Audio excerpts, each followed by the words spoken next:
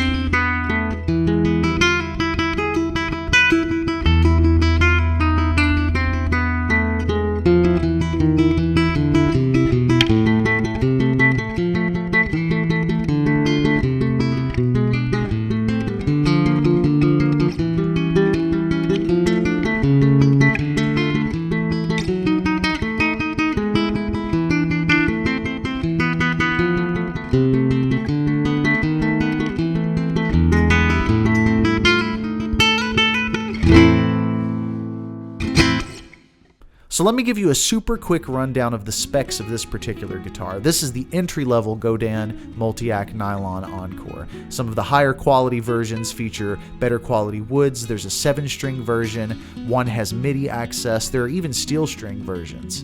This particular model has a mahogany neck, a rosewood fretboard, and a cedar top, along with a chambered mahogany body. It has a Fishman preamp in it, and it's designed specifically for this Multiac Nylon Encore. It has an under-saddle transducer and also a soundboard transducer. And what makes it even more awesome is, right there on the guitar, you can choose what exact blend you want of both of those sources to tailor the sound to your exact needs. The reason this guitar is an awesome choice for those of you guys who are electric guitarists is that's what this thing feels like. You know, a lot of classical guitars have super duper wide and thick necks. They can be very, very difficult to make that transition from electric to classical. Well, this thing's not like that at all. It has a familiar 25.5-inch scale, so if you're a Strat player, the scale's going to feel exactly the same. The nut width is 1 7/8 inches. That's a little wider than your standard electric guitar, but it's not obscenely wide. So it feels comfortable. It feels like you have an electric guitar in your hands when you're playing. That's what I'm talking about. Look at the thickness of this neck. It's thin as can be. It's going to feel super and immediately comfortable to anybody who plays a modern style guitar. So now on to the not so fun part. This guitar arrived to me with a terrible setup, and I mean terrible, among the worst I've ever received. The action was sky high, and there were a number of other issues with it that had to be corrected before I could even go on to start making this video demo. First off, the action was unbelievably high, and still is to some extent. Now granted, classical guitars require a higher action. The string tension is a lot lower, so even if the action is higher, it's still possible to play with no issues at all. However, this thing was nearly unplayable. The saddle height on this guitar is extremely high.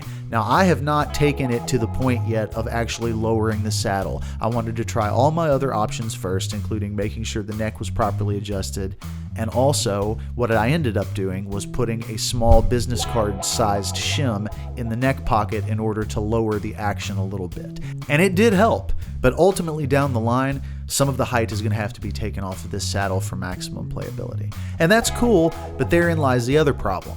This particular Tusk saddle is not easy to find a replacement for. It's proprietary to this particular guitar, and the only place that I've been able to find that you can order it from is Godin, which is okay, not a huge deal, but I'm just putting that out there in case you guys order one. Expect the saddle to be a little high, expect it to need work, and if you want to order an extra one, you're going to have to order it directly from Godin, because thus far, I haven't been able to find another place where I can source it. So those are some quick and simple pros and cons that I experienced with this Godin Multiac Nylon Encore. Next up, check out how it sounds in a jazzy, full band context. I had an absolute blast with this. Check it out.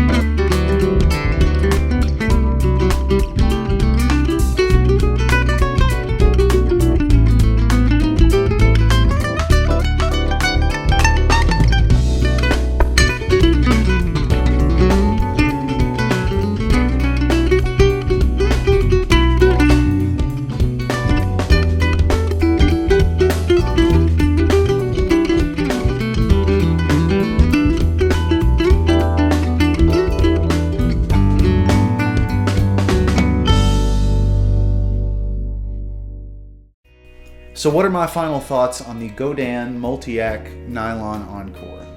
This is the perfect guitar for an electric guitarist who wants to take a jump into the world of nylon string guitar, whether it's for jazz or classical or any style that you might play. This is the perfect option. It has a super thin neck. It's not going to impede your playing. It feels familiar for the electric guitarist. And barring a few setup issues from the factory, the guitar is impeccably crafted out of really, really nice materials. You can't go wrong with it in terms of construction.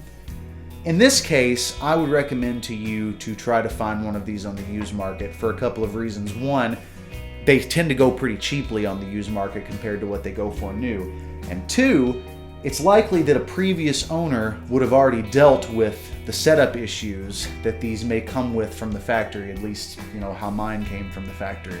Wasn't exactly set up in the friendliest of manners in terms of the string action and the saddle height and all of those things. Now, if those are things that you can tackle on your own, go right ahead. I give this, you know, the highest rating that I can give it in terms of that. If you're handy with a few tools, know how to adjust your guitar, this is a guitar that's going to be very easy to set up and make it play the way that you want. If not, save yourself a little extra money, look for one on the used market, and have an absolute blast playing this thing because it is a ton of fun.